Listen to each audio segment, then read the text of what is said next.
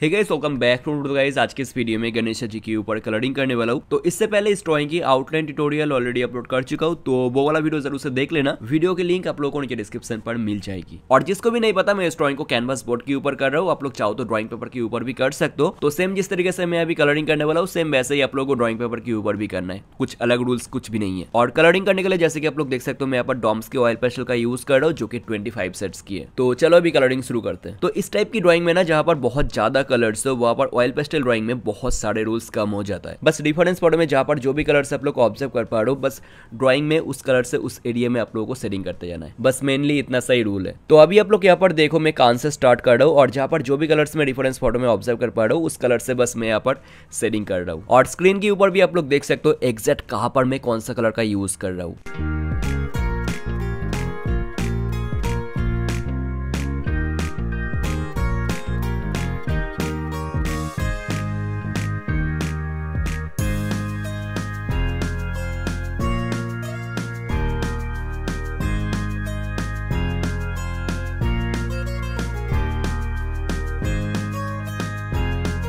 और अभी कान की इस एरिया में देखो डार्क वैल्यूज है। और डार्क वैल्यूज जिसको भी नहीं पता मैं बता दूं, डार्क वैल्यूज में यहाँ पर शैडो वाला पार्ट को बोल रहा हूँ। और ऑयल पेस्टल में एक मेन रूल है कि पहले हमें डार्क वैल्यूज को देना है और उसके बाद धीरे धीरे हमें लाइट वैल्यूज तक जाना होता है। तो मैं यहाँ पर डार्क वैल्यूज के लिए प्रूशियन ब्लू कलर का यूज किया हूँ। और बाकी जहां पर जो भी कलर्स में ऑब्जर्व कर पाया हूँ, बस उस कलर से उस एरिया में सेटिंग किया हूँ।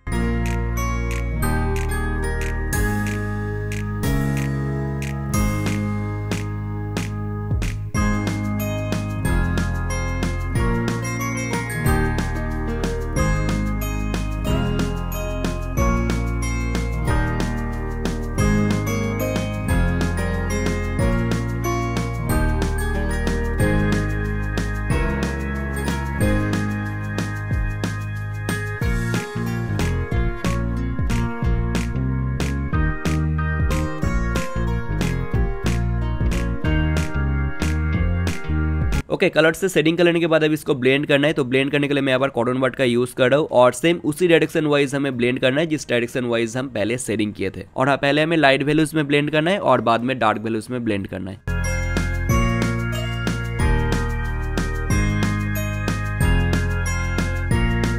और अभी हमें डिफरेंस फोटो को देखकर कलर करेक्शन करना है। और डिफरेंस फोटो में देखना थोड़ा दाग दाग करके टेक्सचर भी है। तो कलर करेक्शन और टेक्सचर हमें सेम टाइम में करना है। और कहां पर मैं अभी कौन सा कलर का यूज कर रहा हूं, वो तो आप लोगों को स्क्रीन के ऊपर दिखी जाएगी। बाकी वो टेक्सचर ले आने के लिए डिफरेंस फोटो में जिस डायरेक्शन वाइज वो टेक्सचर है, उसी डायरेक्शन वाइज हमें लो प्रेशर में स्ट्रोक लगाना है। बस ध्यान रखना, ज्यादा प्रेशर यूज मत करना और लो प्रेशर में हमें वो स्ट्रोक लगाना है। बाकी मैं किस तरीके से कर रहा हूँ वो आप लोग वीडियो में भी देख सकते हो।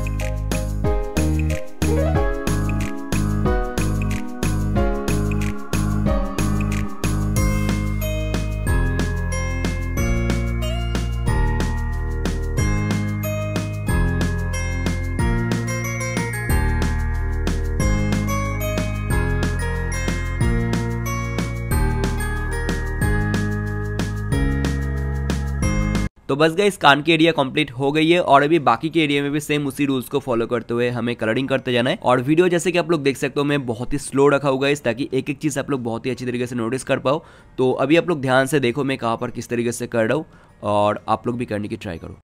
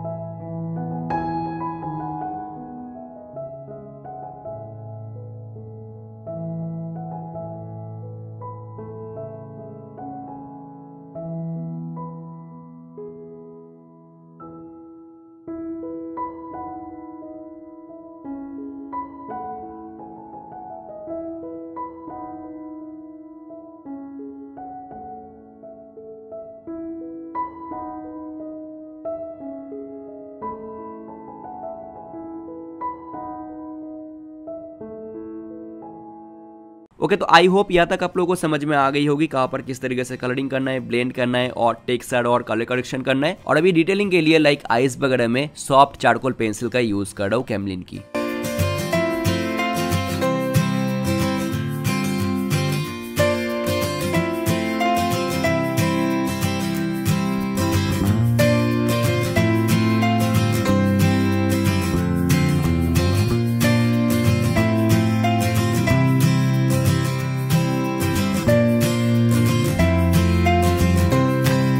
और अभी सेम उसी टेक्निक से ही हमें गणेश जी की सूर में भी कलरिंग कर लेना है। तो पहले कलरिंग, उसके बाद ब्लेंडिंग और लास्ट में कलर करेक्शन और टेक्सचर। और कहाँ पर मैं कौन सा कलर का यूज कर रहा हूँ वो तो आप लोगों को स्क्रीन के ऊपर दिख ही रहा होगा।